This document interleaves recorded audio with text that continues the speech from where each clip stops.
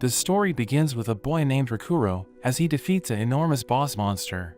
The sky's clear and the Princess Feria praises him, but he suddenly jumps into the air, smashing her in the face and telling her that she can also go to hell. The credits roll and we see he was playing a VR game called Feria Chronicle.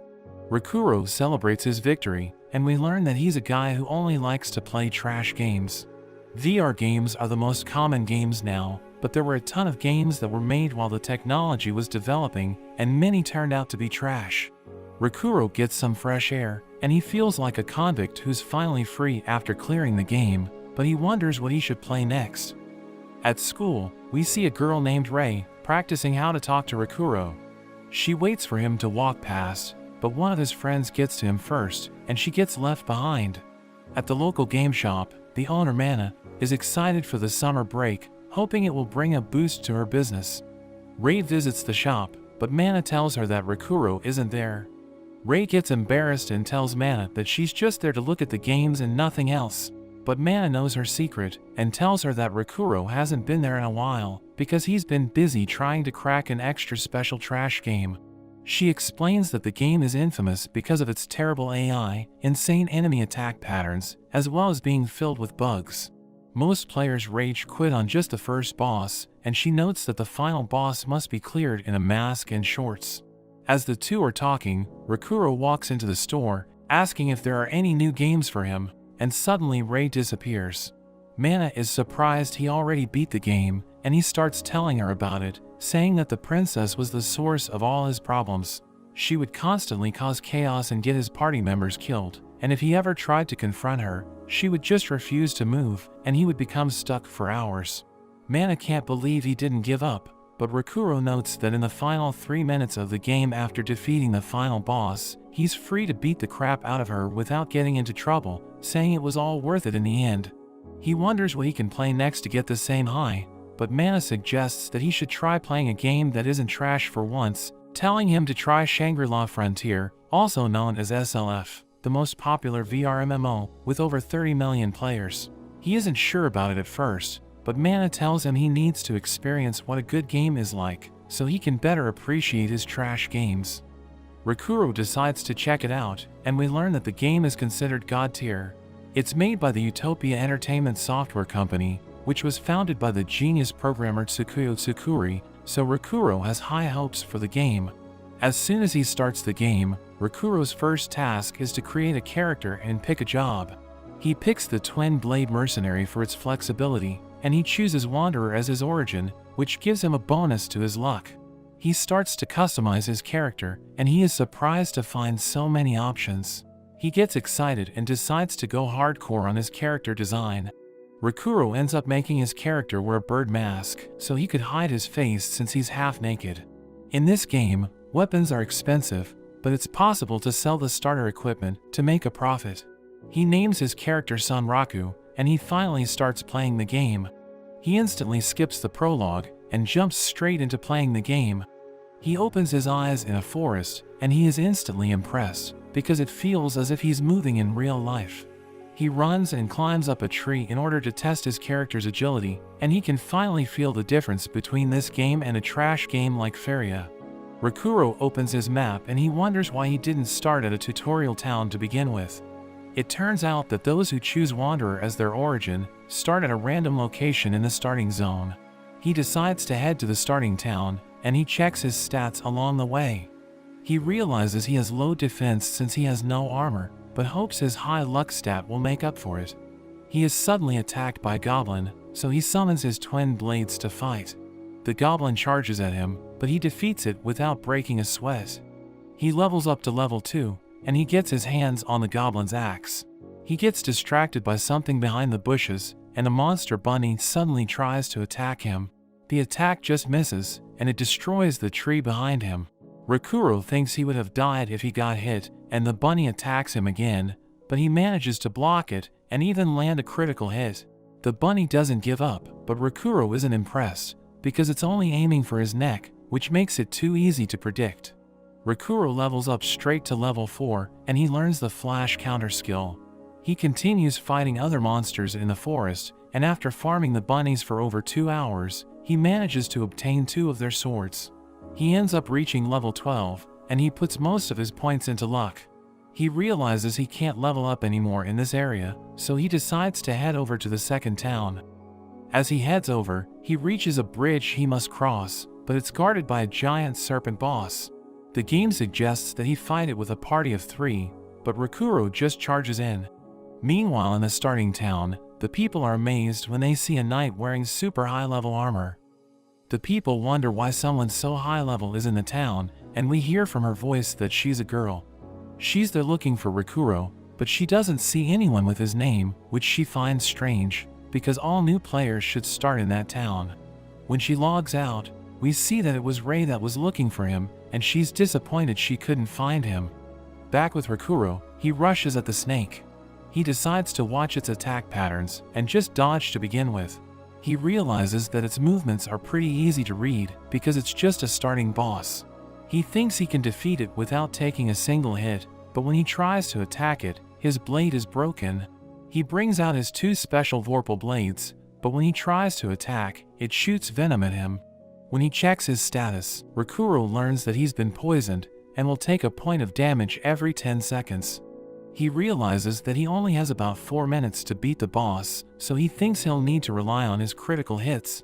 He has learned that in this game, criticals aren't just random, but are triggered when an attack lands in an ideal way or hits an enemy's weak point.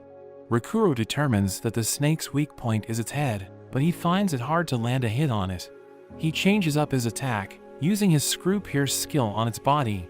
He attacks the wound that he made, and he's able to trigger his critical hits. He keeps slashing, but he doesn't really know if he can beat it, because he doesn't even know how much HP it has. But he ends up landing a hit on the boss's eye, and he takes it out. Before he can check out his loot, he realizes he's still taking damage from the poison, so he rushes toward the town to look for an antidote. Meanwhile at the town, there are 2 players, Reiji and Mia, that are just outside. Reiji is glad that he's finally playing the game with his crush after 3 months of trying, but they see Rakuro running towards them, and Mia gets ready to attack him thinking he's a monster. Reiji points out that he has a name, so he must be a player, and he realizes that Rakuro must have been hit by the serpent's poison, so he points out the inn, where Rakuro can register his respawn point, but he must do it by getting into the bed. Rakuro reaches the inn just in time, but the innkeeper casually tells him about their amenities. Rakuro tells her to skip all the details, and he quickly tries to rent a room. He dives into his room, and he manages to register his respawn point, but he still ends up dying to the poison. He takes a break from the game, but he takes a moment to appreciate how good the game is. When he gets back in the game, he starts exploring the town, looking for a shop where he can buy maps and recovery items. He thinks about getting a new weapon to replace his twin blades, but he soon realizes that the people are staring at him since he's half naked, so he buys the cheapest set of clothes he can find, just to avoid people staring at him. He then visits a weapon shop, but finds that his Vorpal blades are better than anything in the shop. The shopkeeper tells him that he can make him a better weapon, but he will need to find the materials. Rakuro immediately goes mining for ore in a muddy swamp, but becomes frustrated when he only gets 2 out of the 5 ores he needed, after trying for 30 minutes. A mud frog appears, and it annoys him as it splashes around, getting mud on him.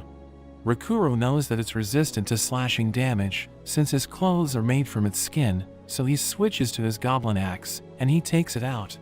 After a few hours, Rakuro returns to the shop with all the materials for his new weapon. The man points out that he found a rare marsh fossil, and it can be used to make a rare dagger. Rakuro likes the idea, and leaves the task to the owner. Rakuro is excited as he checks out his new weapons, and the shopkeeper tells him that he can also upgrade the weapons, so he should come back when he has more materials. The man goes on to warn Rakuro about the monsters that come out during the night, suggesting he should get some better armor, but he just thinks it's the perfect chance to test out his new weapons. Meanwhile, Rei defeats the serpent boss with a single slash, and we learn she has searched the entire starting area for Rakuro, so she decides to check the second town. We see Rakuro fighting against a red-capped goblin, and he struggles against it, as it's not like any other goblin that he's fought before. The goblin calls for its friends, and Rakuro becomes surrounded. The goblins lunge at him, but there's suddenly a huge attack that wipes them all out, and an enormous wolf monster emerges. It's identified as a unique monster known as the Night Slayer, and Rakuro realizes that there's more to this game than he thought. Meanwhile, we see Rei as she meets Reiji and Mia, and they tell her about their encounter with Rakuro. Mia wants to attack her since she looks scary, but Reiji tells her she's also a player. Reiji describes Rakuro's character to Rei, and he tells her how he was poisoned, so he ran straight into the town. Rei is impressed by how he was able to beat the boss without even visiting the first town. She gives the couple an item for their help, and she dashes off in an instant. Mia is impressed by her speed, and Reiji recognizes the crest on her back as the guild which specifically hunts the Night Slayer unique monster. He notes that there are said to be 7 unique monsters in the game, but it's unclear when these monsters appear, which led to many of the top players forming guilds to hunt them. Mia thinks they are just rare monsters, but Reiji notes they are insanely strong, and that even after a year of the game being released, and with over 30 million players, not a single unique monster has ever been defeated. We see Rakuro as he faces the Night Slayer. He knows he will die if he takes a single hit, but he manages to parry the monster's attack. He starts sweating thinking how close it was, but he's glad he learned the perfect parry skill while he was grinding. He switches to his Vorpal Blades, which deal bonus critical damage, and he starts to counterattack. But the clouds cover the moonlight, and the wolf seems to disappear. The wolf lunges out at him, but he dodges all of its attacks. The wolf disappears once again, and Rakuro tries to predict where it will appear from. He manages to parry its attack, but he finds that its fur is even tougher than the scales of the serpent boss. After fighting and landing over 200 critical hits, Rakuro doesn't feel like he has done any damage at all. His weapons are on the verge of breaking, and he thinks it's impossible for him to win, but this just makes him enjoy the game even more. He tries to land an attack on the wolf's eye, but he ends up getting pushed away. The Night Slayer suddenly howls, and it seems to paralyze Rakuro's body. It disappears once again, and in an instant, Rakuro has his legs cut off. He has 1 HP left, but he thinks that it's all over for him. He thinks about how insanely strong the wolf is, but thinks its strength is just part of its programming, so there must be a way to defeat it. He decides that instead of clearing the game, he will find a way to defeat it no matter what it takes. Rakuro respawns at the inn, and he finds he has been cursed by the Night Slayer's mark. He finds that his body has been marked, and he's no longer able to equip items on his torso or legs. He thinks he's screwed, and he finds that the curse can only be removed by defeating the wolf. As he walks through the town, he starts thinking the game is trash, but he thinks about all the other trash games he's beaten, so he refuses to let this get the better of him. He checks his status, and finds that from just fighting the unique monster, he was able to level up to 28. He allocates his stat points, but realizes he has completely neglected his vitality stat, so he thinks he's a complete glass cannon, and with 2 of his armor slots sealed, he thinks he's doomed. He wishes that his high luck stat would give him good luck, and at that moment, a bunny suddenly bounces on his head. The bunny waves at him, so he starts chasing after it. Rakuro thinks it must be some kind of event where he can get a free item by catching it. He corners it in a dead end, but the bunny suddenly summons a door. The bunny gets away, and when Rakuro approaches the door, he finds that it's a unique scenario invitation from the Rabbit Country. Rakuro remembers reading about this online, that besides the main quest of the game, there are countless side quests, some of which come in the form of unique scenarios, but it's not clear how they are triggered. However, they are said to provide some of the best rewards, so there are even guilds which try to hunt for them. Rakuro gets excited thinking his luck is finally paying off, and we see he has entered a world filled with rabbits. The bunny from earlier welcomes him, introducing herself as Emil, and Rakuro is shocked that it can speak. She tells Rakuro that everyone has been talking about him, because he took on the Night Slayer by himself even though he was so weak. Rakuro thinks he didn't stand a chance, but Emil notes that the marking on his body is proof that the Night Slayer acknowledged him. Rakuro wonders if Emil really is an NPC since she talks so much, but he remembers that the curse mark also gives him bonus dialogue options. Emil starts leading him to meet her boss, and Rakuro worries they might want revenge since he hunted so many bunnies in the beginning, but Emil tells him not to worry. Emil brings him to the Rabbit Palace, and she tells him that he's the first person to ever visit. Rakuro gets excited hearing this, and he thinks his luck is finally turning around. He thinks he'll be able to get a unique reward, but his attitude completely changes as he comes face to face with the Rabbit King. Meanwhile, at the game shop, Rei gets caught sneaking around, but Mana tells her that Rakuro isn't there. She thinks that since it's summer break, he would probably be spending all his time in the game. Rei mentions how she still hasn't been able to find him, but Mana tells her not to give up. At Rakuro's house, his sister Rumi heads out, while Rakuro looks up the forums about other people who have been to the Rabbit Country. He finds that they all just followed a quest to fight a snake boss, but no one has ever mentioned meeting the Rabbit King, so he thinks he has found something special. He thinks back to his meeting with the king, who introduces himself as Vash. He admires Rakuro's Vorpal soul, but Rakuro isn't sure what that means. The king offers to get him up to snuff, and Rakuro realizes it's a training quest. He immediately accepts, even calling the king his bro, but Vash starts to approach him menacingly. Rakuro thinks he said the wrong thing, but Vash actually takes a liking to him, and he orders Emil to take care of him. Emil is excited to show him around, but Rakuro says he's been playing for a while so he needs to take a break. As Vash is leaving, he gives Rakuro a collar which automatically equips. Upon examining the item, the collar seems to reduce his experience by half, but it over doubles his stat points that he gets from leveling up. Rakuro tries to take it off, but Vash says it's impossible unless he allows it, saying hardship is necessary to get stronger.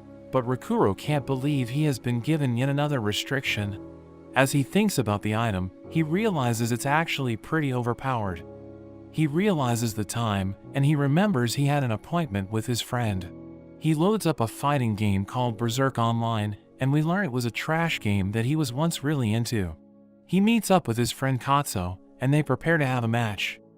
Katsuo shows off his new glitch arm attack, but Rakuro counters with his quick fist technique, blocking all of his friend's attacks. It looks like Rakuro has the upper hand, but thanks to a texture glitch with his fist, Katsuo lands a hit on him, and he loses the fight. Rakuro notes how he's only been fighting NPCs lately, so he's glad he got a chance to PvP with him. Katsuo can't believe he is really playing SLF, but Rakuro admits he's been having fun with it, mentioning the 7 unique monsters that no one has been able to defeat, and he doesn't plan on giving up until he beats the wolf. Katsuo becomes interested, thinking he might try the game out as well, and he mentions how he even emailed their mutual friend about it. We see a girl named Asha as she receives the message. She's surprised to learn Rakuro has started playing the game, but she continues cutting down some other players. We see she's a player killer at level 99, and she thinks about paying Rakuro a visit. When Rakuro gets back into the game, he tells Emil he wants to get to the 3rd town before he spends more time in the Rabbit Kingdom. He notes that since it's summer break, there are a lot of new players, so he wants to get ahead so he doesn't get stuck competing for resources. Emil doesn't really know what he's talking about, but offers to help him out and join his party. As they prepare to head off, they are noticed by 2 girls who find Emil cute, and they wonder how it's possible to have a bunny as a pet. Rakuro wants to keep his scenario a secret, so he quickly runs away, but one of the girls takes a picture, planning to ask about it on the forum. They get outside the town, but there is suddenly a monster that comes charging at them. However, as it gets closer, it notices the markings on Rakuro's body, and it immediately runs away instead. Rakuro goes after it, chasing it into a wall, and as it tries to change direction, he predicts its movements, and he finishes it off. Emil compliments him, wondering what they should do next, and Rakuro decides to skip through and head straight to the next boss. He asks Emil if she has any information about the boss, and she reveals it's a creature known as the Mud Digger. Rakuro realizes he's in trouble hearing the name, and they end up in an area completely covered with a swamp. The mud makes it almost impossible to move properly, but it's too late to change his plan, as the enormous Mud Digger suddenly appears. Rakuro wonders how he will be able to fight it without his speed. The beast dives into the mud and starts approaching them, but thanks to learning some new skills after fighting the Night Slayer, he uses his evade to slide out of the way. The boss lunges at him, but he manages to stop it, and using his upgraded parry skill, he lands a hit with his repel counter. However, his skills have a cooldown, and the boss lunges at him once again, and he doesn't know what to do. But Emil suddenly takes out a book, launching a magic blade that connects with the boss. Rakuro realizes he doesn't have to fight alone, and he tries to attack while the boss is down, but the mud slows him down. The boss gets back up, but Rakuro lands an attack with his skill and knocks it back. He jumps up, telling Emil to attack with her spell, and she launches another magic blade. The boss seems to be defeated, and Rakuro falls down, taking some fall damage. He compliments Emil on her attack, but he suddenly notices that the boss is gone. The ground starts to shake, and the mud seems like it's pulling him in, so he quickly grabs Emil and throws her away. The boss reemerges, and Rakuro gets thrown into the air. We learn that this is the second phase of the boss, and Rakuro realizes it's trying to take him out with fall damage. He curses whoever designed the fight, because it's a mechanic that couldn't be dodged. He thinks it's all over for him, but Emil suddenly rushes over with a scroll which teleports them. They reappear above the boss, and using the momentum from his fall, he triggers an attack skill known as Meteor Fall, slamming into the boss and defeating it. Rakuro survives with just 1 HP, and he levels up to 29. As they continue to the next area, he eats some herbs to recover some of his HP, and Emil gets excited about getting to the next town. Rakuro wonders how to hide her so they don't cause another scene, so Emil shows him her secret bracelet, which she uses and allows her to transform into a girl. Rakuro is stunned by the transformation, but Emil soon returns to her bunny form, telling him that it's exhausting for her to transform, and she can only last for about 5 minutes. They make it to the third town, but when they get to the gate, the guards wonder why he is half naked. They notice the markings on his body, but Emil suddenly makes up a wild story about him being a great warrior who was reborn. They attract the attention of the other players, but there are some who give Rakuro a strange look. They are allowed into the town, but Rakuro is suddenly grabbed by a girl named Animalia, and she seems to recognize him, but he has no idea who she is. We see that a few hours earlier, after Rakuro ran away from the two girls, one of them posted his picture on the forum, asking how it's possible to tame a talking bunny. Some of the players mock him for his outfit, but when Animalia notices the post, she thinks it's a cheat, since only cats and dogs can be tamed as pets in the game. We learn she's an animal lover, and she immediately heads off to find Rakuro. Other players notice the markings on his body, and some of the more advanced players recognize it as the Night Slayer's markings. While it's not rare for new players to encounter the Night Slayer, there are people who wonder how he got the curse. This even attracts the attention of a player known as Orcelot, the leader of the biggest player-killer clan. The rumors continue to spread, and it seems there is quite the spotlight on Rakuro. Animalia begs to learn how he tamed a Vorpal bunny, but he refuses to reveal his secret. He pretends to not know what she's talking about, but they are suddenly attacked by a masked player, who tells him that it's better to share. Rakuro recognizes them as the Pencil Knight, but she removes her mask, telling him she goes by Asha. Rakuro recalls that they used to play the trash game called Unite Rounds, where we see players robbing a shop, taking all the items inside, but as they leave, they encounter Rakuro, who steals everything from them. We learn that the players were supposed to work together to protect the kingdom from the monsters. But because of the extremely low drop rate, the players struggled to make progress, so they decided to rob each other, because it's far more efficient than grinding. Asha rose to power, and she took control of the kingdom, manipulating the players to do her bidding. We see Rakuro and Katsu in her castle, as they prepare to fight Asha, because she is abusing the players in the game, so they want to put an end to her reign of terror. They see her in the throne room, and they prepare to take her on, as she tells them that she is the game's final boss. We return to SLF, as Rakuro reveals that their fight in Unite Rounds ended in a draw. He sees that Asha is at level 99, noting that he isn't even close to her level, so he knows that he's at a disadvantage. She charges at him, throwing poison knives, but he avoids them, and she is impressed that he is able to survive, considering that he is still at level 29. He tells her that he has the skills to make up for his low level, and Animalia recognizes Asha, revealing that she is the vice leader of the player-killer clan, Ashura Kai. She reveals that she has a reputation for defeating high-level players, so the players call her the Giant Killer, but Rakuro recalls that she was the giant who got herself killed in Unite Rounds. She laughs it off, but she starts attacking him, and they exchange blows, as she reveals that the leader of Ashurakai ordered her to gather information about the unique scenario involving the bunny. As their fight continues, he realizes that he can't defeat her, because her level is too high, but he notices that she is keeping him away from the gate, thinking she is trying to stay away from the other players. She confirms this, but she tells him that he will never reach the gate. Animalia wants to know about the Vorpal bunny, thinking Emil must know something, so she approaches Emil, but her transformation wears off, returning her to her bunny form. Animalia goes wild, and seeing this, Rakuro comes up with a plan. He kicks Asha away, knowing she is going easy on him, and Emil jumps to him as he starts running for the gate. Asha chases after them, but she is stopped by an explosion as Animalia blocks her path, saying she won't let Asha put the bunny in danger. Rakuro is about to reach the gate, but Asha's clanmates get in the way, revealing that they have orders to hunt him down. They charge at him, and he struggles to dodge their attacks, as he notes that they are far stronger than him. Animalia uses her curse spells, releasing magic beams, but Asha absorbs the attack, and reflects it at Animalia, knocking her down. She receives 5 debuffs, as Asha reveals that she is holding an item, which reflects spells, saying she would have been in trouble without it. Rakuro continues to struggle against the player killers, as he wonders how he can defeat them because they are too strong for him.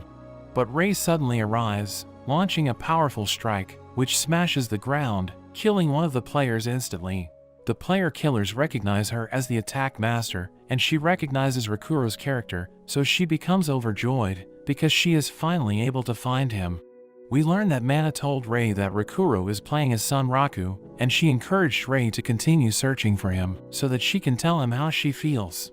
She returns to her house, where we see trash games in her room, revealing that she tried to play them, but she didn't like any of them. She thinks that SLF is her only chance to get closer to Rakuro, so she is determined to find him there. She logs into the game, and she receives a message from her sister, telling her to find a certain player, because her sister wants to talk to him. The message reveals the location of the player, and it even has a picture of him, revealing that the player's name is Son Raku. She makes her way to the location, and she uses super speed, allowing her to travel with haste. She sees Rakuro being attacked by the player killers, thinking this is her chance to talk to him, so she leaps forward, and launches a devastating attack. The impact grabs Asha's attention, thinking the player killers are having a hard time against Rakuro because playing trash games has refined his skills, allowing him to keep up with high-level players. As the dust clears, she sees the attack master, so she becomes excited, saying she is glad she went after Rakuro. But Animalia reveals that she used 5 spells, knowing Asha's item has already reached its limit, so it won't protect her from Animalia's ultimate skill.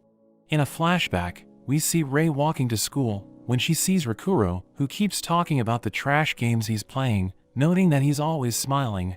She falls in love with him, and since then, she's always been thinking about him, wanting to see him every day. She tries to talk to him, but she can't muster the courage to do it in person, so she thinks about talking to him inside a game. Back in the present, Rakuro notes that he's been saved by a character named Saiger Zero, thinking she isn't a player killer.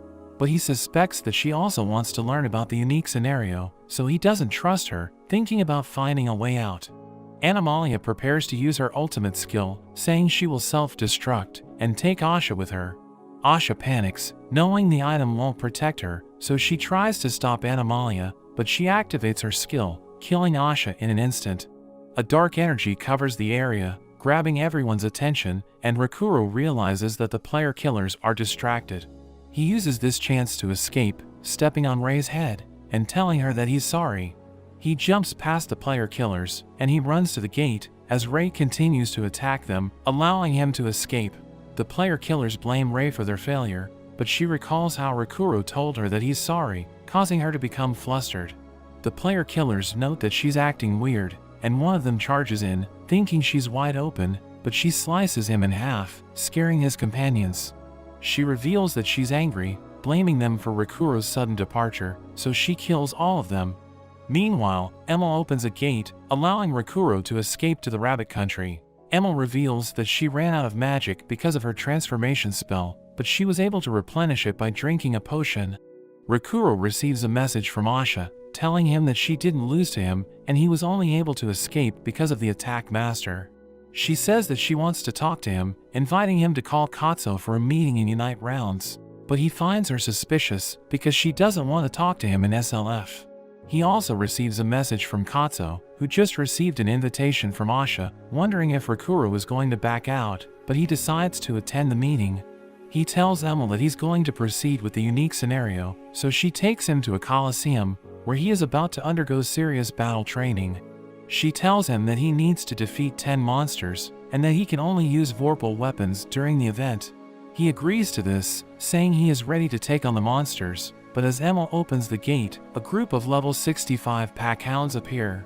Rikuru panics, wondering why he needs to go up against a group of level 65 monsters, but Emil tells him that this is how the event works, and he ends up dying. We cut to Rei, who is happy that she was able to see Rikuru. She thinks about sending him a friend request the next time they meet, thinking he will accept it and they will become friends in real life. But she reveals that she wasn't able to find him after she defeated the player killers, so she wonders where he went. We see Rikuru in the Colosseum, as Emil reveals that this is his 7th attempt. The hounds charge at him, as he notes that he is having a hard time because of their synchronized attacks. He thinks that there is a pack leader giving orders, and he sees a hound at a distance, thinking it's their leader. So he attacks it, but it starts running away, and the hounds charge at him, but he realizes that their attacks are no longer synchronized. He pursues the leader, throwing his knife, which slows it down, and he catches up to it, landing critical hits in rapid succession. The leader dies, and without their leader, the hounds can no longer launch synchronized attacks, so he easily defeats them. Emil congratulates him on clearing the first round, and she reveals the next opponent, which is a monster with tentacles. He uses hit-and-run tactics, allowing him to secure victory on his 4th attempt. He easily defeats the 3rd opponent, which is a goblin berserker, and the 4th opponent is even easier, because it's a boar, and he has the advantage because of his rodeo experience. But he struggles against his 5th opponent, which is a toxic eagle, and he dies over 100 times before he is able to defeat it. He wins against the 6th and 7th opponents on his first try, because he is able to figure out the monster's tactics, and the 8th opponent is a 2-headed tiger, which he defeats on his 2nd try. The 9th opponent is a golem, and he struggles to formulate a strategy to defeat it, but he is able to win by stripping it down after he dodges its attack. Rikuru celebrates, knowing there is only one opponent left, and he reaches level 31, but he isn't happy about this, because he could have gained more levels if it wasn't for the collar. He tells Emil to reveal the last opponent, but Vash appears, telling him that his timing is perfect, because Vash just caught a powerful monster, thinking it would be a great opponent for him. Vash releases the restraints, revealing that it's a sorcerer who tried to fuse with a tree to prolong its lifespan. He thinks that Rikuru isn't strong enough to defeat it, so he sets a different clear condition, telling Rikuru that he will win if he can survive for 5 minutes. He thinks that it's too easy, but the monster attacks him, and he struggles to keep up with it, as Vash tells him that he's filled with confidence, wondering if he has the skills to back it up.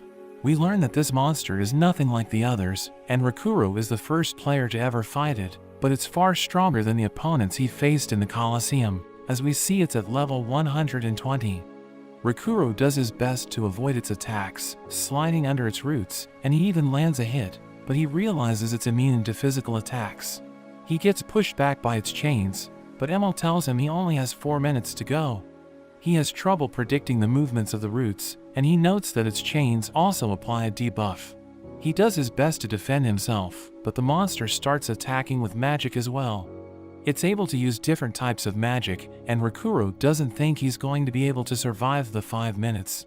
He keeps on dodging, but the attacks start to get more intense. The timer reaches 3 minutes, but he starts to become exhausted. He starts to accept that he's going to lose, but he starts to realize he has fallen into the habit of giving up too easily and taking the easy route. He snaps himself out of it, refusing to give up. He runs along its roots, charging straight at the monster, but Vash wonders what he can accomplish. Rikuru manages to disarm the monster, preventing it from using magic, but it starts to go berserk with its roots. He manages to grab onto its staff, but the monster goes wild chasing after him. Emil cheers him on, telling him there's only a minute left. He does his best to dodge, but his path gets blocked, and he gets grabbed by a chain, which gives him debuffs to his speed. He realizes he won't be able to dodge anymore, and the monster attacks him, so he throws its staff away. The monster targets the staff instead, managing to reclaim it, but Rakuro calls it dumb for not finishing him off, as the timer counts down to 0. But the monster starts blasting him anyway, and Rakuro wonders why it's not over, but Vash ends up stopping the creature and crushing it with a single hit. Rakuro wonders how he could damage it, and Vash reveals its physical immunity was only active when it was holding its staff. Emil congratulates him on his success, and Rakuro gets excited for his reward. Vash declares him an honorary rabbit, giving him a title, but Rakuro can't believe that's all he gets. Vash removes his collar, and he successfully completes his unique scenario, but Rakuro can't believe he didn't get anything out of it. He spies on Vash, wanting to get a rare item, and he spots a fancy-looking box. He wonders what kind of rare item it might contain, and when Vash opens it, it just turns out to be a carrot, which he enjoys. Rakuro logs out of the game and realizes it's late, so he decides to get some rest. When he gets back in the game, we see he was given a bonus scenario, but he doesn't know how to start it, so he decides to get to the next area first. However, he remembers all the people who are after him, and the marks on his body are easily recognizable, so he doesn't know what to do. Emil suggests hiding his whole body, but Rakuro doesn't know how it's possible. Emil takes him to a shop in the Rabbit Palace, where he meets the merchant Peets. Peets recognizes him as the Birdman that everyone has been talking about, but Rakuro shows that it's just a mask. This gives Emil an idea, and she asks Peets about a certain clothing item. It turns out to just be a sheet that covers his whole body. They are able to walk around town without being recognized, but he starts losing it, thinking he looks ridiculous. Emil tells him to bear with it until they get out of the town, and Rakuro notes that there are 3 locations they can head to next. There's a prismatic forest that contains a labyrinth cave, a lake area in the crater of a dead volcano, and the iron ruins of Divinity. Emil suggests going to the lake, but Rakuro ends up deciding on going to the prismatic forest. As he explains his reasoning behind his choice, Emil is distracted as she recognizes someone, but when Rakuro looks over, he sees that it's Rei who is watching them, and he finds her pretty sus. Meanwhile, we meet Orsalot, the leader of Ashurikai, as he reprimands his men because they failed to complete their mission. They blame the attack master, saying they weren't expecting her to interfere, but Orsalot reminds them that they are dealing with a unique scenario, so top players are likely to show up. He orders them to pursue Rakuro, saying they should threaten him to obtain information about Emil. Asha reminds everyone that they have another target, but Orsalot tells her that they can't defeat it, thinking unique monsters are unbeatable. He reveals that they are the only ones who know how to make it spawn, but they think that it's not worth fighting, and Asha calls them useless. We learn that the members of Ashurikai were hated by everyone because they used to kill players indiscriminately.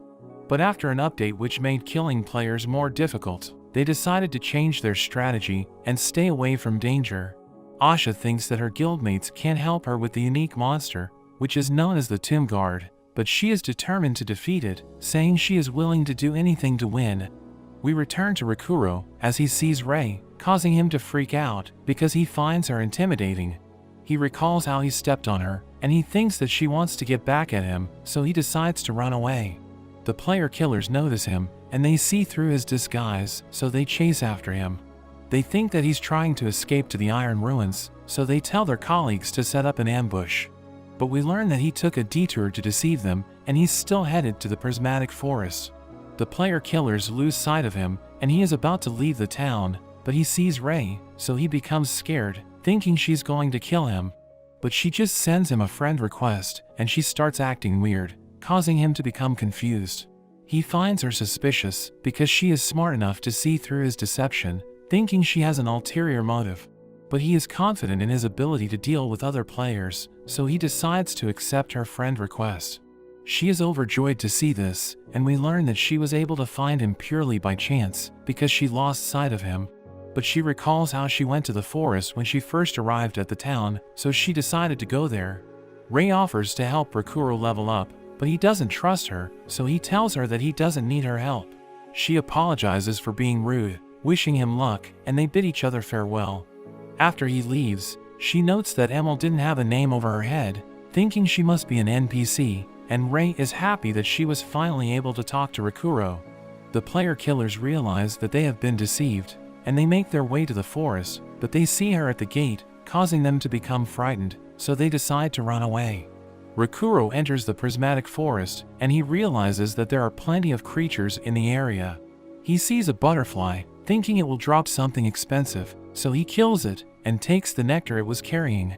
He reads the item description, and he learns that it's fun to throw because it's very fragile.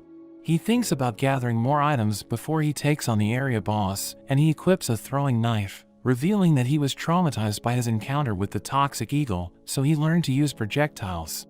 He throws it at a flower, causing a mantis to appear, and he attacks it, killing it in one hit. He checks his inventory, realizing that he was able to collect plenty of items, but they notice a commotion, and they see a giant beetle fighting a swarm of bees. We learn that the beetle entered the bees' territory, searching for nectar, and the queen isn't happy about this, so she orders the swarm to attack.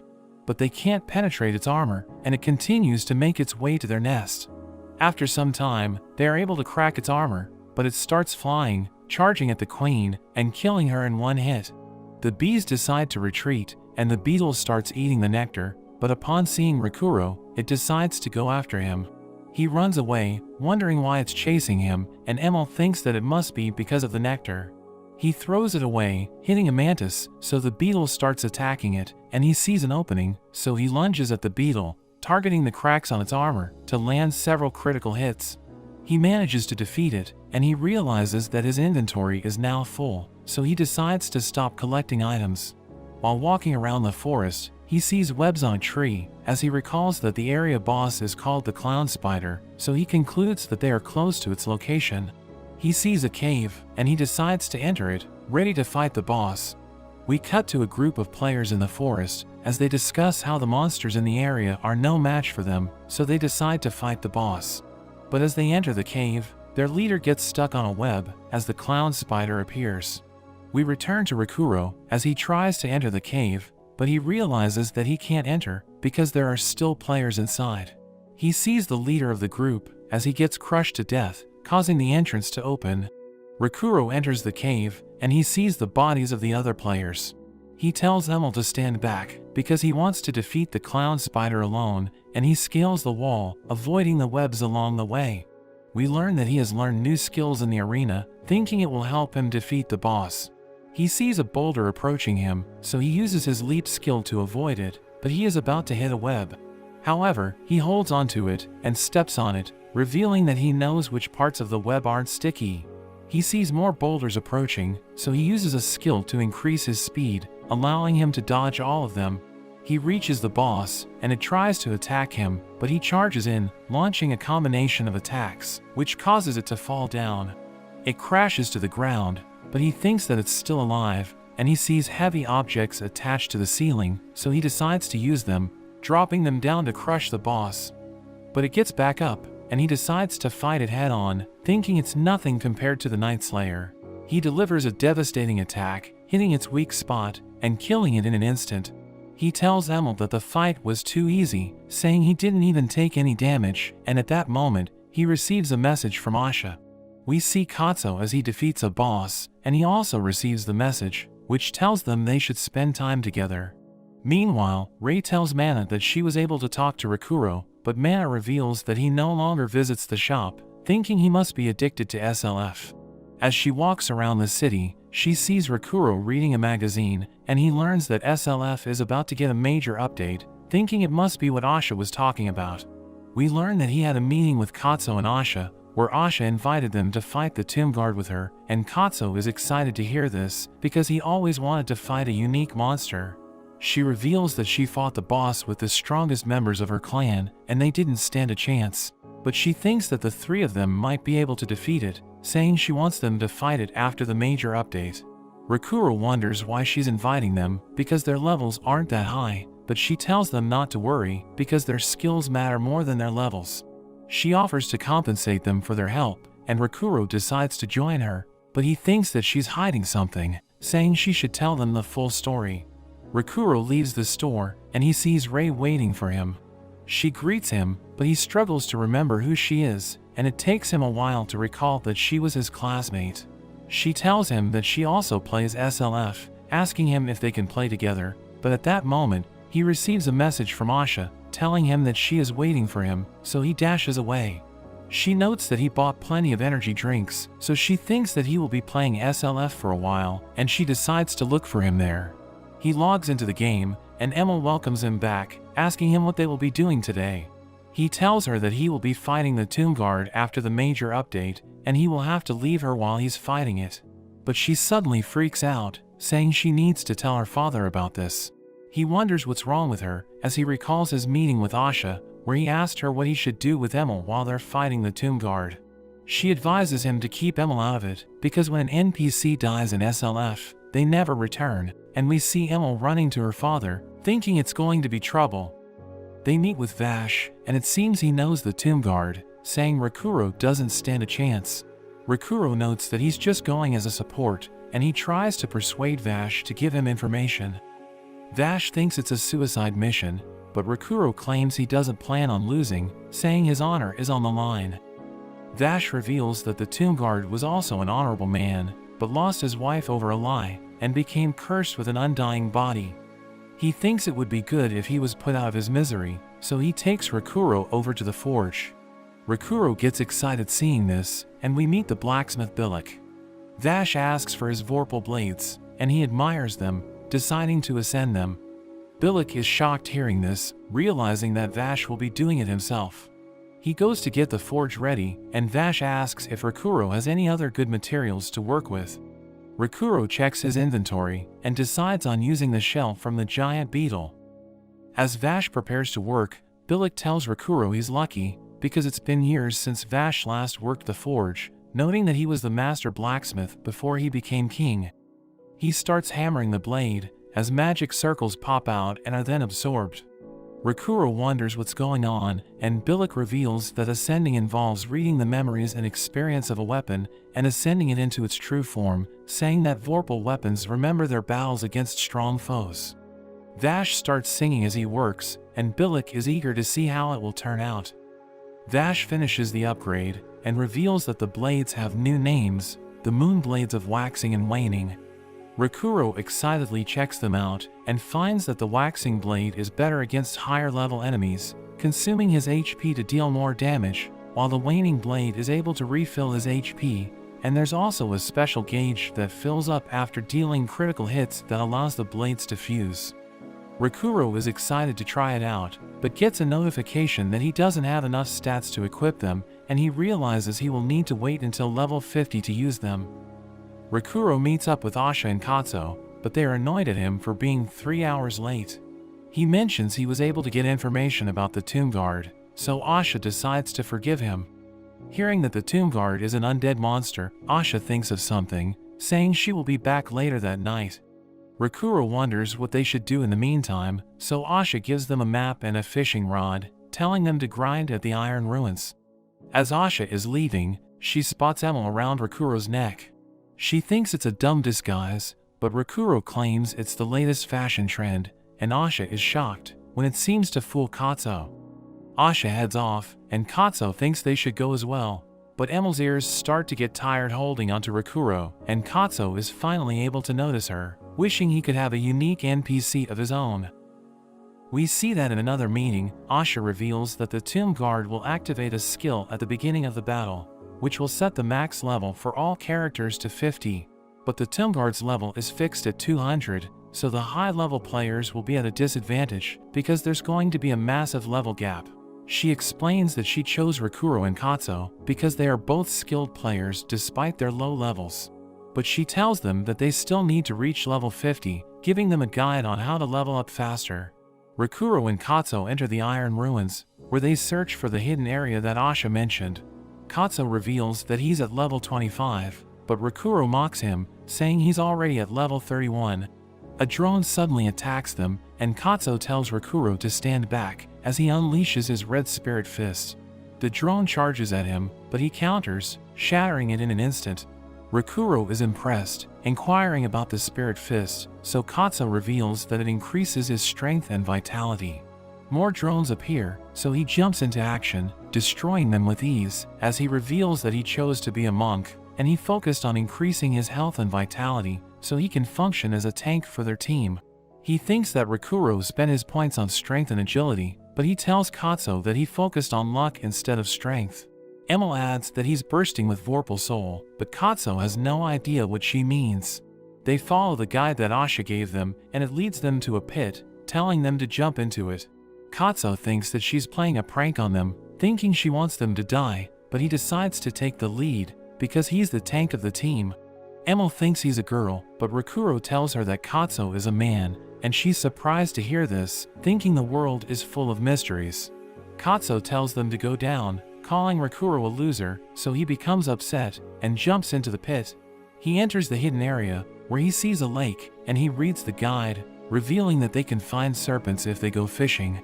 Its XP drop is ridiculously high, so they decide to look for it, and Rikuro catches a fish, but he's disappointed to see that it's just a salmon. Katsuo is about to catch something, thinking it's a small fish, but a massive serpent emerges, and they prepare to take it down. Rikuro equips his new weapon, and we learn that it was created by Bilek, using the materials dropped by the queen bee. He reveals that the right-hand blade has a special attribute, saying it has a corrosive poison, which slowly destroys the target's body and creates a weak point. Rikuro uses it to stab the serpent as Katsuo attacks it, but he realizes that their level is too low, so they can't deal enough damage to take it down. But we see a mark on its body, which was created by the corrosive poison, and Rikuro slashes it repeatedly, creating an opening on the serpent's body. Katsuo uses his Black Spirit Fist, increasing his attack damage, and he strikes the opening, landing a critical hit. He realizes that Rikuro was able to create a weak point, and Emil charges in, but the serpent is about to attack her. Katsuo protects her, and he launches a counterattack, which stuns the serpent. They attack its weak point, allowing them to defeat it, and they are able to level up. Katsuo reveals that he gained 4 levels, and he learned new skills, thinking he should combine them at the skill garden.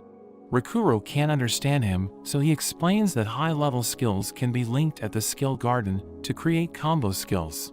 We learn that Rikuro is completely clueless because he skipped the tutorial, and Katsuo gives him more information, causing him to freak out as he realizes how ignorant he is. He decides to continue grinding, thinking it should help him feel better, and after some time, Asha joins them, realizing that their progress is insane. We see that they're in a tent, which functions as a save point, but Asha thinks it's too expensive, saying she only used it because they don't have enough time. She tells everyone that they need to leave, because they need to talk to the unique NPC Setsuna, who only appears during a full moon, saying they need to do it to fight the Tomb Guard. They go to the forest, where Asha opens a secret passage, and leads them through a tunnel. They reach an open area, and they see Setsuna as she sings a lullaby.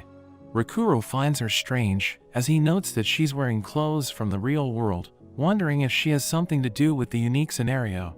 Asha greets her, and she introduces her companions, saying they are her minions, and she claims that they can put the Tomb Guard to rest. Setsuna finds Rikuro interesting, because he has the Night Slayer's mark, saying he reminds her of someone she knows.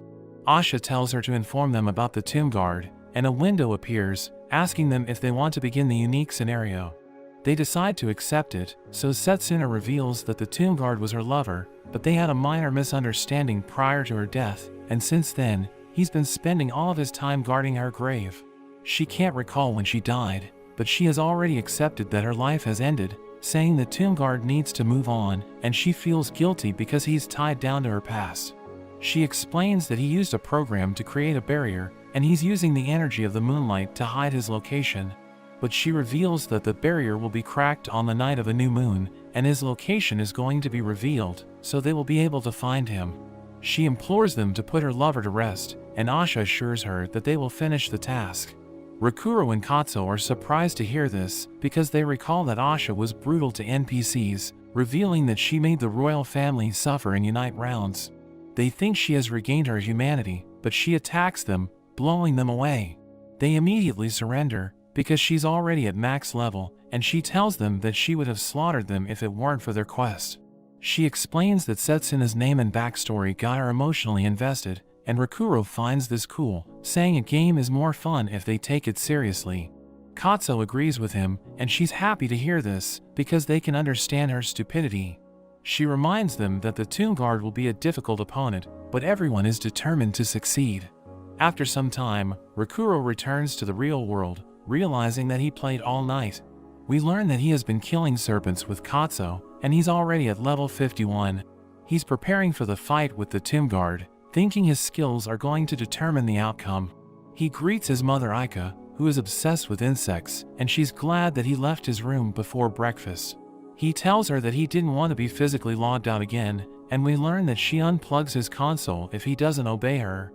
We meet his sister Rumi, who is reading a fashion magazine, and Rakuro sees Toa, knowing she's playing as Asha. But he doesn't tell Rumi about this, and we learn that she's a huge fan, because she seems to know everything about Toa. Rakuro thinks that Setsuna is similar to Toa, thinking this is the reason why she has decided to take the game seriously. Their father Senji returns from his fishing trip, and he's holding onto a huge fish.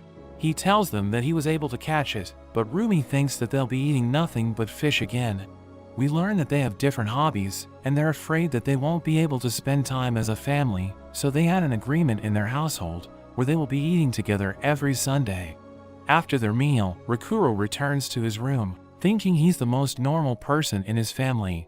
He realizes that he only has 2 weeks before the boss battle begins, thinking he needs to work on his reflexes because he needs to evade the Tomb Guard's attacks to survive.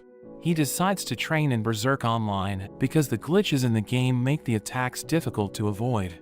Rakuro logs into the game, thinking about fighting the final boss, but he encounters a player named Dragonfly, who reveals that he's a total noob, asking Rakuro if he can give him some tips. Rakuro is surprised to see a new player, because nobody wants to play the game, so he decides to fight Dragonfly, wanting to see what he can do. The battle begins, and he charges at Rakuro, using a glitch that allows his arm to be rubber like Luffy, and Rakuro recognizes the move, knowing how powerful it is. Dragonfly launches the attack, creating a shockwave, but we see that Rakuro was able to dodge it, explaining that he used a bug move called Yo-Yo. He's impressed that Dragonfly was able to exploit a glitch, but he explains that there's still much to learn about the game, saying he's going to demonstrate just how buggy it is. Dragonfly charges at him, but he launches a devastating combo, allowing him to win the match. He tells Dragonfly that his technique is invincible, but he's determined to defeat Rakuro, saying he wants a rematch. Rakuro accepts it, and Dragonfly rushes in, but it looks like he didn't change his strategy. So Rakuro tries to punch him, but he suddenly disappears, and we see that he used the yo-yo glitch to dodge the attack. Rakuro is impressed, but he recalls that he's supposed to be training to fight the Tomb Guard, and he ended up fighting a noob, thinking he needs to find a worthy opponent. Dragonfly retracts his legs, allowing him to close the distance, and he manages to hit Rakuro, dealing considerable damage. Rakuro tells him that he's making progress, but he chose to use the wrong move, so he's going to need time to recover. Rakuro proceeds to give him a beating, pushing him back, but he's determined to win, so he charges forward, enduring the attacks, and he goes on the offensive, launching his fists at Rakuro. He's surprised to see this, because nobody has ever used that move, and he knows that he can counter it, but he decides to let it hit him, losing the fight on purpose. Rakuro tells him that he just invented a new move, telling him to name it, but he doesn't know what to call it. Rakuro decides to show him a bug, and at the beginning of the match, he creates a clone, revealing that he was the one who discovered the move. He tells Dragonfly that there is much to learn about the game, saying this is what makes Berserk Online worth playing. He fights Dragonfly with his clone, and he manages to secure victory, as Dragonfly realizes that he doesn't stand a chance. He thanks Rakuro for helping him out, saying he was able to learn a lot, and he promises to give his new move a good name. Meanwhile, we see Katsu fishing at the lake, because he's still at level 47, so he needs to keep grinding. He doesn't enjoy doing it alone, saying he wants to play with Rakuro, but we see that he's eating with his family. After some time, Rakuro returns to the rabbit country, where he plans to link his skills to create combos. So Emil leads him to the skill garden, where we meet her sister Ilka, who tells Rakuro that she can combine his skills. He realizes that his high-level skills have piled up, and she explains that combining them will produce superior results.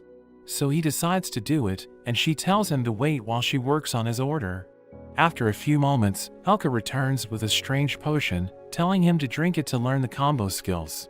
He reluctantly drinks it, allowing him to learn them, but Elka tells him that she's selling skill manuals, offering to give him a discount. Emil tries to warn him about her attitude, but Rakuro tells Emil not to worry, saying he's willing to spend money for special items. Elka shows him her selection, saying he can easily afford them, but he's surprised to see that they're ridiculously expensive, thinking she's trying to rip him off.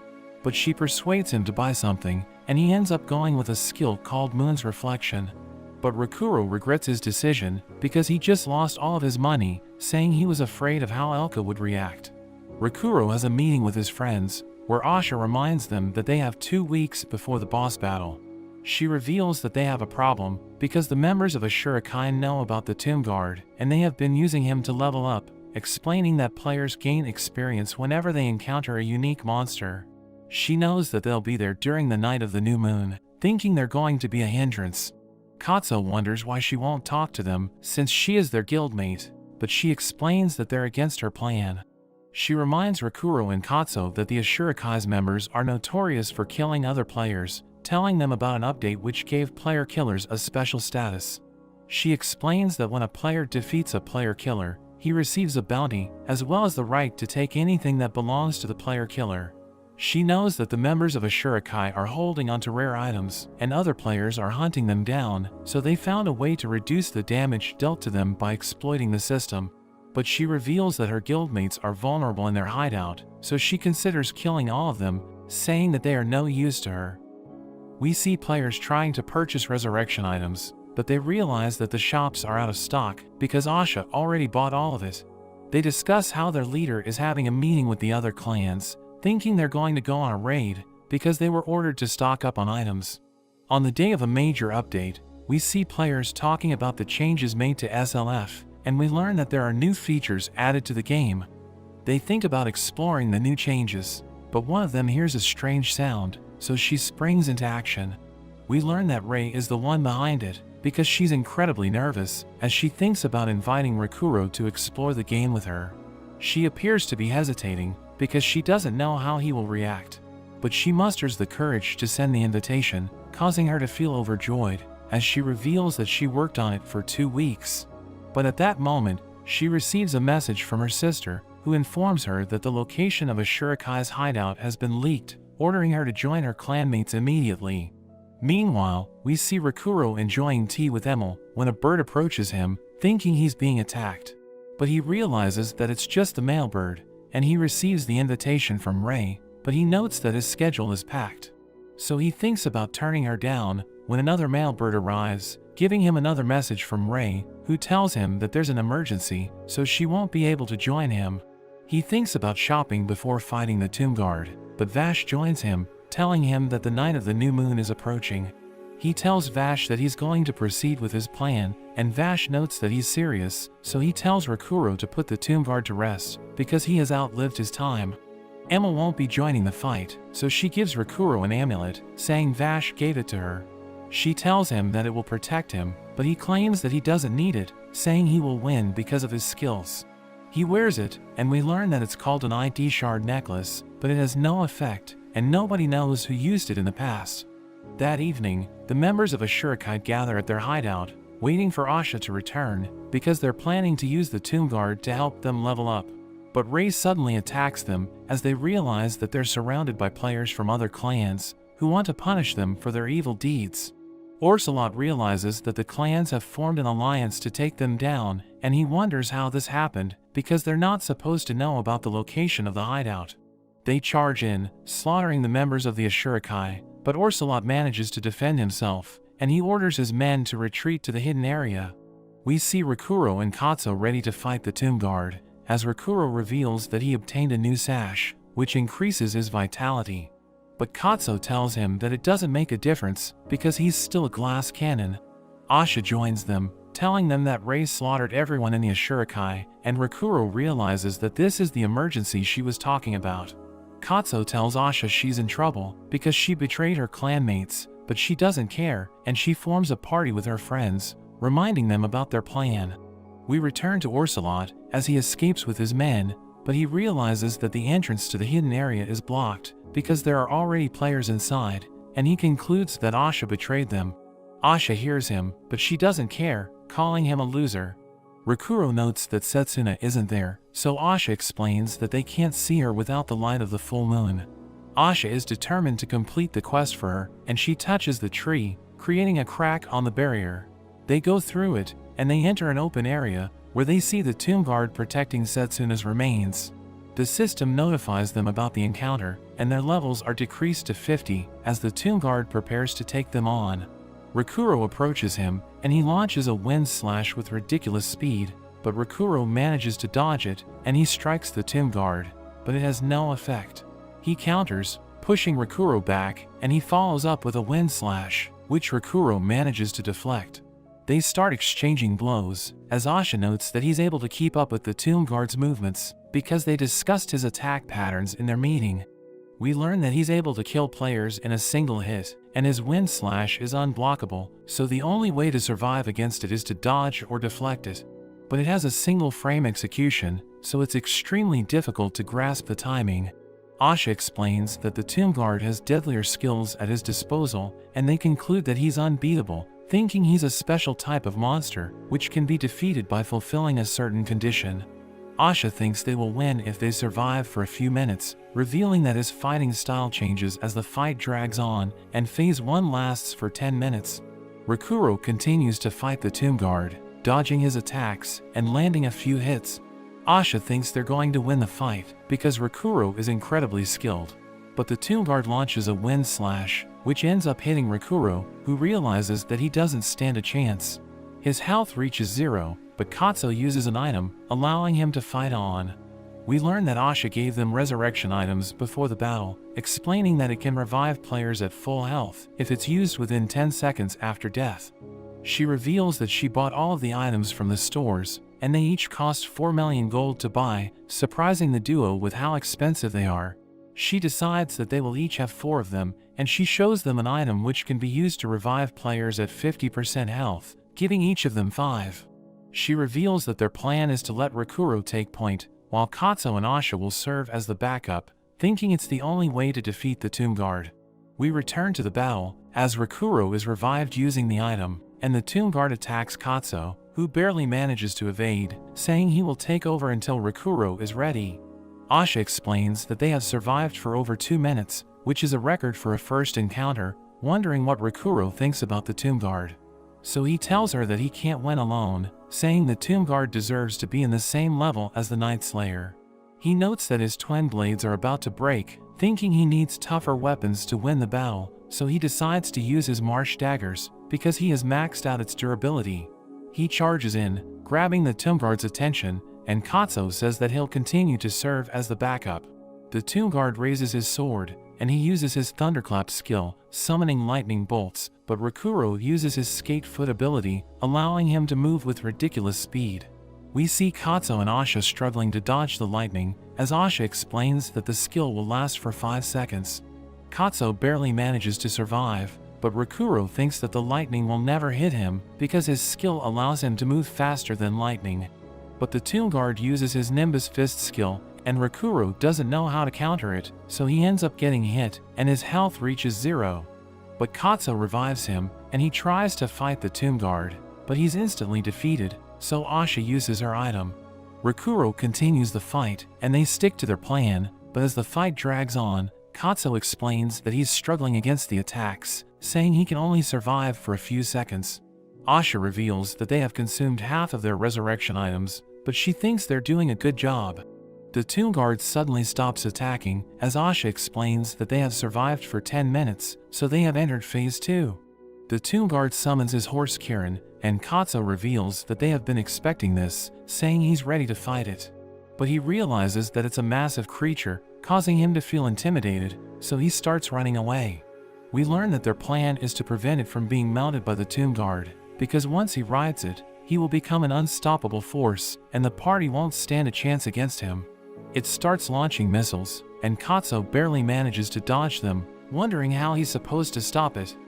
Asha advises him to ride it, reminding him that he played a game about riding horses, but he explains that it's a fighting game. thinking the techniques he learned in that game won't work against Kirin. It starts firing lasers, and Katsu continues to run away, but he observes Kirin, knowing it's a machine, so he thinks it needs to undergo maintenance.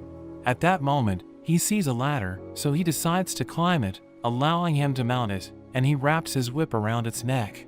But it starts moving around, and he struggles to stay on its back.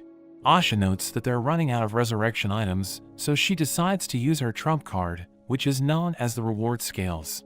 We learn that it's a unique item, which sacrifices items on one side to receive the perks on the other side. She offers her most expensive items, which are worth over 30 million gold, planning to use them to temporarily boost her friend's stats. We see that Rakuro is running out of stamina, and Katsu is about to fall off. But Asha activates the scale, boosting their stats, and Rakuro can immediately tell the difference, realizing that she gave him a buff. He notes that his luck and stamina have increased, and he decides to fight with his fists, as he reveals that he has a skill which uses luck to determine its power. The Tomb Guard is about to use his Wind Slash, but Rakuro uses his skill, the Hand of Fortune, disarming the Tomb Guard, and he uses his skate foot to steal the sword. He thinks that the Tomb Guard can't fight without it, but he realizes that the sword is too heavy. Katsu is still struggling, but Asha tells him to hold on, because Phase 2 will end in 4 minutes. He comes up with an idea, and his whip ends up breaking, but he remains unfazed, thinking they'll be able to win with his plan. The Tomb Guard launches an attack with his hand, and Rakuro barely manages to dodge it, realizing that he's still dangerous without his sword. But he notes that he went the wrong direction, so Asha is now closer to the Tomb Guard. He charges at her, and Rakuro tries to stop him, but the Tomb Guard suddenly grabs him, smashing him to the ground. He ends up dying, and the Tomb Guard prepares to kill Asha with his Nimbus Fist, but she dashes forward, knowing she can evade it if she runs past him. She manages to survive, and she uses the item on Rakuro, allowing him to get back up. He continues his battle with the Tomb Guard, as she tells him to be careful, saying she was only able to survive because the Tomb Guard used Nimbus Fist. Phase 2 is about to end, but Asha hears Katsu screaming, and she realizes that he tied himself to Kirin so that he will never fall off. His plan seems to be working, and Phase 2 comes to an end, as Kirin and the Tomb Guard stop moving, but Asha warns everyone not to let their guard down, because the real challenge is about to begin. The Tomb Guard's armor starts breaking, as she explains that the Ashurakai was wiped out in an instant when he unleashed a powerful shockwave. But she reveals that she brought holy water, saying the Tomb Guard is probably an undead creature, because Vash mentioned that he has outlived his time. He's about to unleash the shockwave, but she throws the holy water, as she explains that it's the best weapon for fighting undead creatures. The bottle shatters upon impact, covering the Tomb Guard in holy water, and he starts screaming, as Rakuro wonders if he's going to attack. But they realize that his move has been cancelled, because the holy water worked against him. His body starts burning, as they enter Phase 3, and Kirin transforms into a robot, causing Katsu to fall off. Everyone is confused, because Asha never made it this far, so they weren't able to discuss this during the strategy meeting. But Rakuro thinks they shouldn't allow Kirin to merge with the Tomb Guard, and Katsu runs away, as it starts pursuing him. Rakuro thinks they should change their strategy, telling Asha to help Katsu, as he notes that the Tomb Guard's body is starting to crumble, thinking they need to survive until he completely falls apart. Asha speculates that they need to survive another 10 minutes, because that's how long it took to complete the other phases. Rakuro tells her that he can handle the Tomb Guard on his own, so she agrees to his plan, telling him to be careful, because she won't be able to revive him if he ends up dying. But as he charges forward, he thinks about defeating the Tomb Guard, because he wants to have fun, thinking surviving until the timer expires is too boring.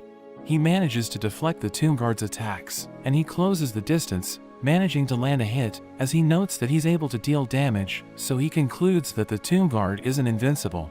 He equips his new helmet, using it to defend himself, and he wields his Moonblades, planning to defeat the Tomb Guard before he falls apart. He tries to attack Rakuro, but he uses his helmet to parry, and this creates an opening, allowing him to land a critical hit, but the Tomb Guard endures it, and he pushes Rakuro back. He charges forward, but Rakuro uses his skill, allowing him to land an attack from behind.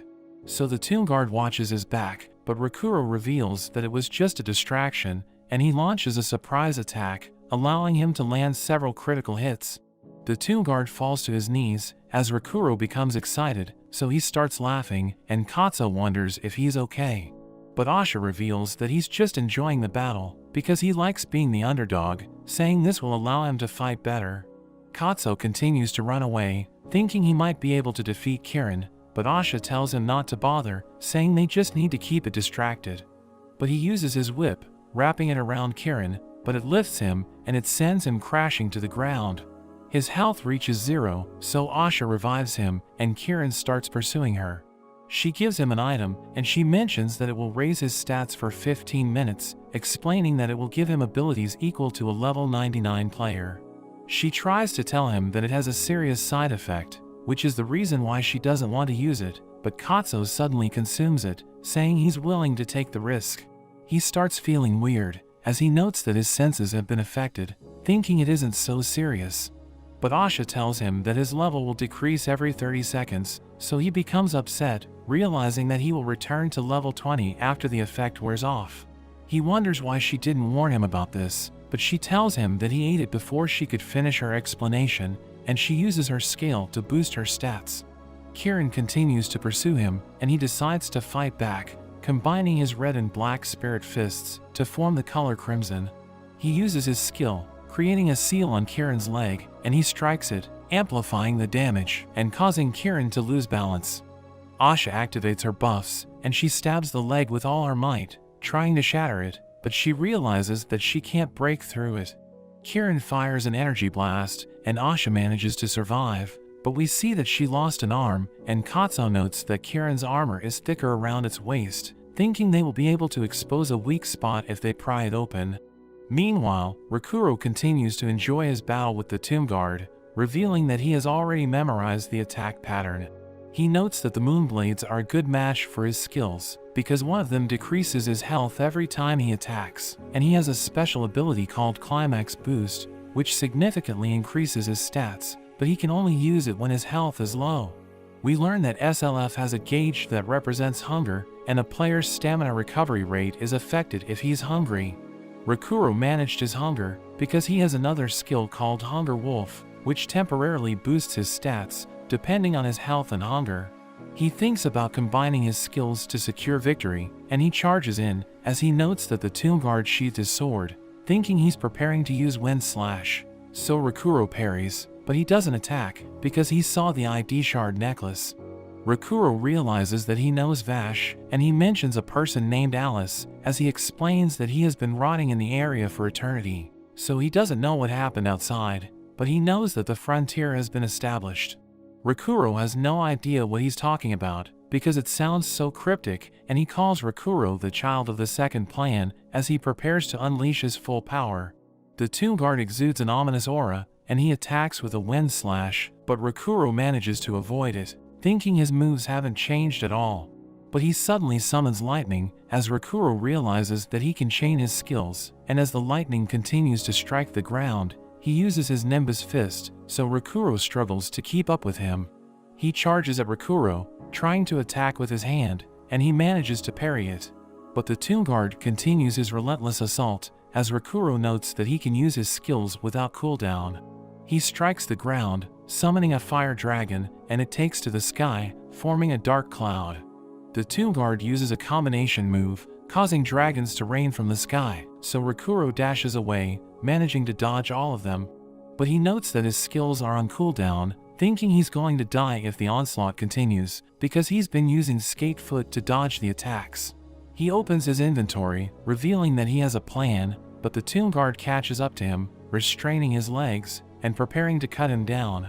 He realizes that he has no choice but to parry it, but the Tomb Guard uses his ultimate skill, slicing through Rakuro's helmet and delivering a devastating blow. Katsuo is about to revive him, but Asha stops him, and the Tomb Guard is about to walk away, but we see that Rakuro hasn't given up, as he prepares to revive himself. The item activates, bringing him back to life, and Rakuro reveals that he launched the item before he got hit, allowing him to self-revive. But he notes that his equipment is broken, thinking the Tomb Guard's ultimate skill is overpowered, because it can destroy armor and kill players in a single hit. The Tomb Guard explains that he won't fall until his ultimate skill has been surpassed, and he summons lightning. So Rakuro dashes away, as the Tomb Guard continues to pursue him, chaining his attacks. But Rakuro manages to dodge them, and he notes that the Tomb Guard unleashes a relentless assault before using his ultimate skill. Rakuro has memorized the attack pattern, so the Tomb Guard struggles to hit him, as he notes that he just needs to preserve stamina and maintain the right distance. But his leg is suddenly restrained, so he prepares his resurrection item, knowing the Tomb Guard is about to use his ultimate skill.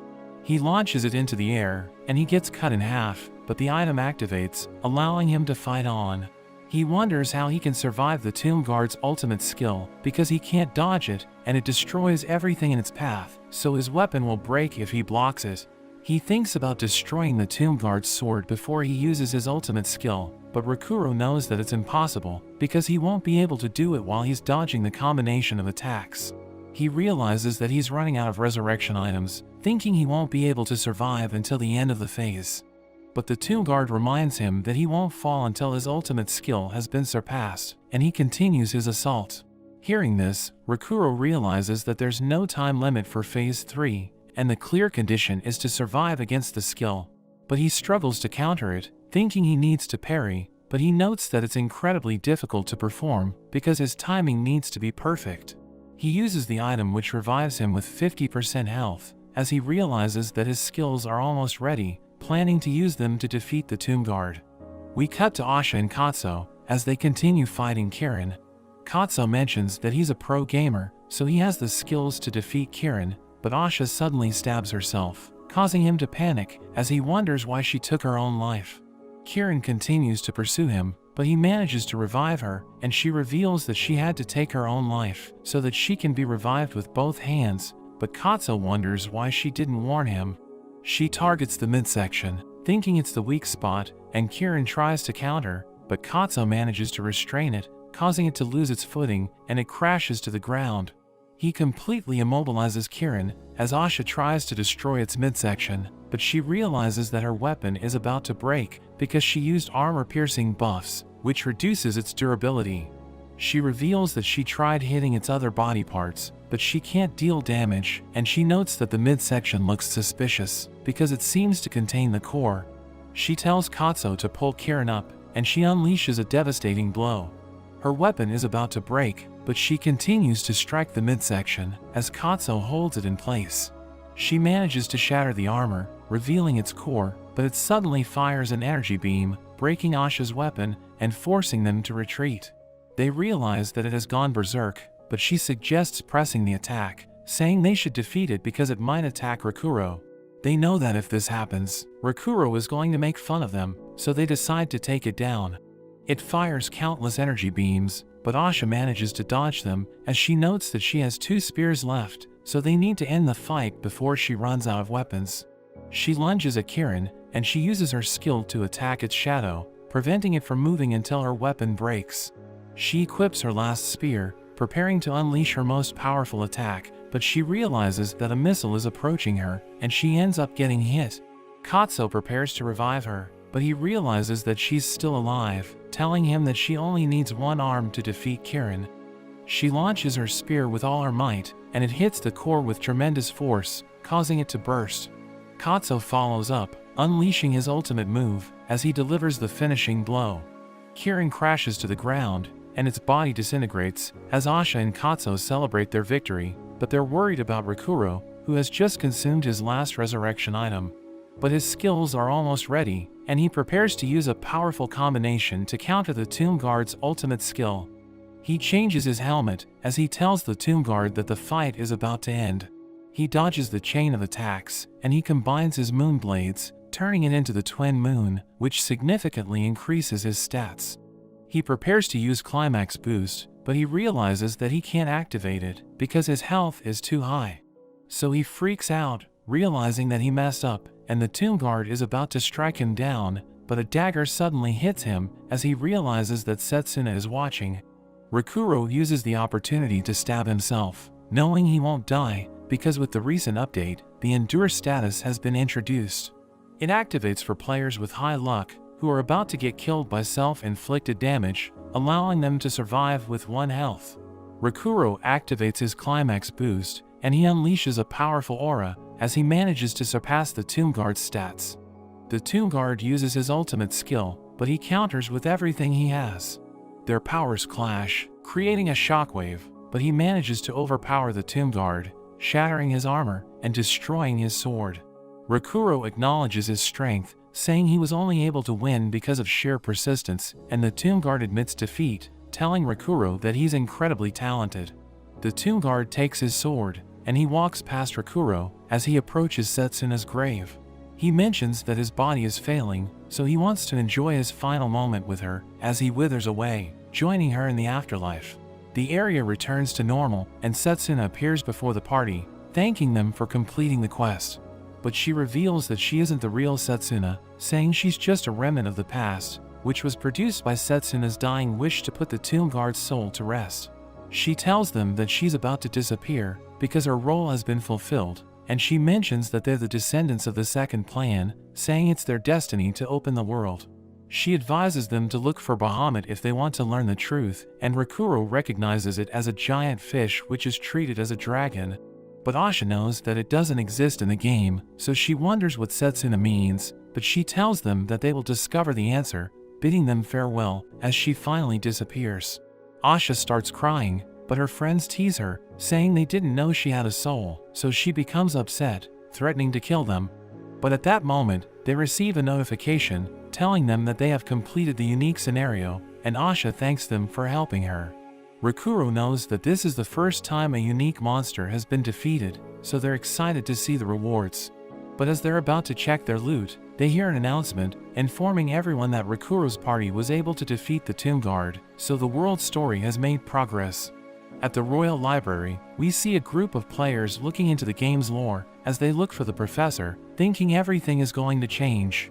They don't know anything about the world story, but they think SLF is going to enter a new stage, revealing that they've never heard of the Tomb Guard, so they plan to look into him. They prepare to contact Rakuro's party, but they suddenly receive a message from the professor's wife, who is revealed to be in the Schwarz-Wolf clan, telling them that the professor is about to go online. Meanwhile, we meet the rest of the Schwarz-Wolf clan as Ray's sister, Siger 100, leads the meeting, wondering how the unique monster was defeated. They look into Rakuro's party as they realize that Asha used them because she betrayed the Ashurakai so that she can fight the Tomb Guard, thinking she's an even greater threat than Orsalot. Siger has never heard of Katsu, but she knows that Rakuro fought the Night Slayer. We learn that they're planning to journey to the new land, but she decides to stay there as she looks into Rakuro, thinking he's an interesting player, so she wants to meet him. But they realize that Ray is missing, and one of them mentions that she left to help a friend. We cut to Rakuro as his party meets Orsalot, who is upset because Asha betrayed the Ashurakai. But she calls him a loser, telling him that he's about to get what he deserves because he's a terrible leader.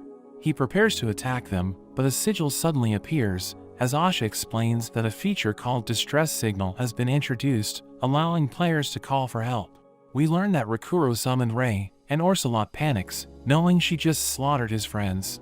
He tries to fight her, but she easily defeats him, killing his friends, and Asha approaches him, delivering the finishing blow, as she tells him that he should stick to single-player games.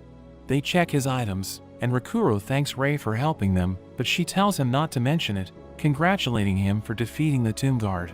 He realizes that everyone received the announcement, so he's worried that people will recognize him in public. Asha approaches Ray, revealing that she wants to die, but Katsu wonders if she's sure about this, knowing she's going to lose everything, because she's going to get punished for her crimes. But she explains that she doesn't care, saying she wants to clean her record, because she wants to stop killing players. She challenges Ray to a fight, knowing she has a fierce reputation as a player, so Asha wants to fight her with everything she has. Ray accepts the challenge as she unleashes her sword's power, releasing a dark energy, which causes her armor to turn black. She uses all of her buffs, saying she won't hold back, because Asha has a reputation for defeating the best players, and Asha uses Orsalot's sword, preparing to fight with her full power. She charges at Ray, using a skill to attack her from behind, but she manages to block it, covering Asha's sword with a dark energy, and she realizes that she can't move. Ray attacks her, shattering the ground, and we see that she lost her arm, but she manages to survive, saying she won't go down so easily as she tries to fight back. So Rei prepares to use her full power, surrounding her sword with a mysterious energy, which pushes Asha back, and she unleashes a devastating blow, creating a shockwave that completely covers the area. But that's where this video ends. Remember to like and subscribe to the channel. Thanks for watching, and I'll see you next time.